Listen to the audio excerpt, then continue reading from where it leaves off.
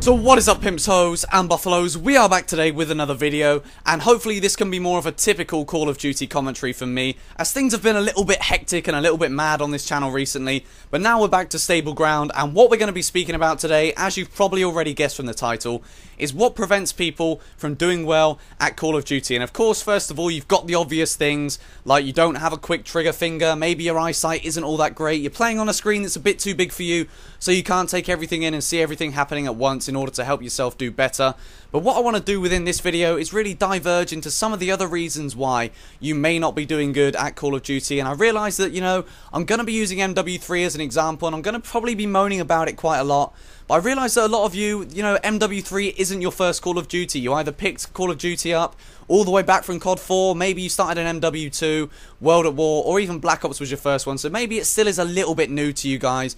But some of the reasons why people don't do so well at Call of Duty, it isn't just the bullshit that goes down on MW3. We can't all put the blame on Modern Warfare 3. This has been something that's been happening for a while. You always wonder why every single person that plays Call of Duty can't post amazing games on YouTube. Okay, maybe they can't afford the software, but you see that? ACR in a corner with Overkill. This is just pretty much just summing up my point, and it will get into it in a moment. But first of all, what I want to speak about is internet connection. And, this is quite an obvious one. You're probably thinking, Buffalo, you're teaching us everything that we already know. But internet connection is a major factor as to why someone may not do consistently well whilst playing Call of Duty and whilst playing any video game. For instance, you see it on FIFA. If someone doesn't have a good connection, the game's going to be laggy, and maybe, the other person may have a better connection. I'm not too sure how it all works on FIFA.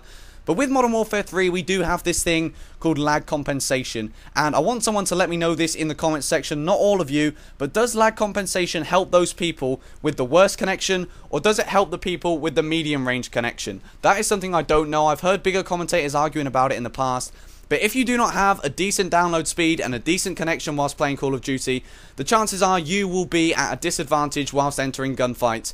Enemies will be able to register their bullets quicker than you, and I see this a lot of the time. A lot of my deaths, I think, Jesus, if I was on fibre optic broadband, I would have got that guy first. All my bullets would have registered, everything would have gone my way, and maybe I'd still be alive. Maybe I could still go ahead and get that MOAB. Maybe I could get all my assault kill streaks. And, I quickly want to let you guys know that I am getting fibre optic broadband on the 22nd of August, which is from Virgin, I think.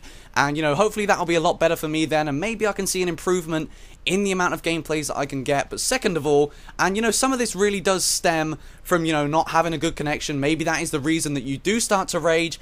But now I'm going to speak about raging and negativity. And it is important for us to realize that raging is not just a reaction when something goes wrong. It is a mindset. It is something that remains constant ever since that moment where someone panic knives you in the corner. You've seen in this gameplay, that guy sat in the corner with his ACR silenced Overkill. Why would he do that? He's using the best gun on the game. Just get out there. But when this happens, and even in this gameplay, I was raging. Raging is, this negativity that builds up inside you. Immediately you think that, Jesus, that guy's gonna got me. I need to go get that revenge kill. I need to run out and try to build this game back up. But what you need to do, guys, if you're not having a good time on MW3, if you take a bullshit death, even on any Call of Duty, if you go 0-1 at the start of a game, that is not the end of that gameplay. Every single time you go flawless, it doesn't mean that that is a better game than anyone else. You could take the first death in a TDM and still end up going 35-1. Hell, you could even end up going 50-1.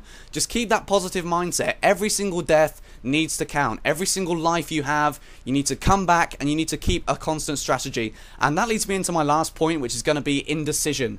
And indecision could be because you don't know what sort of player you are. Maybe you're a rush heavy player, but maybe sometimes you like to play defensive as well.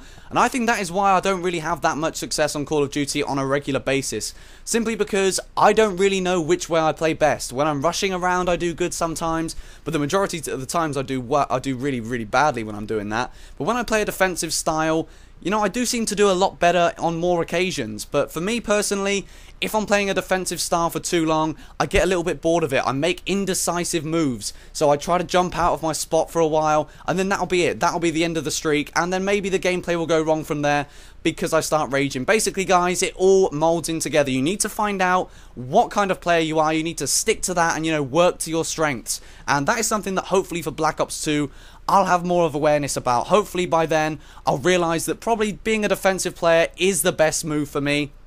And you know, sometimes I may go all out and just rush around, but nevertheless, I think I'm more of a defensive player.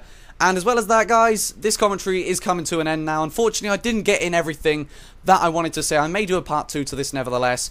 But guys, if you're raging while playing MW3, it's only going to make it worse. I think that is the biggest point I can tell you today. And that is why I'm going to try to stop raging from now. But anyway, guys, if you have enjoyed this commentary, do not forget to leave it a like rating. I don't like asking for likes, but if we could get to 50, that would be awesome. And yes, stay around for more content. Thanks very much, guys. I'm out. Peace.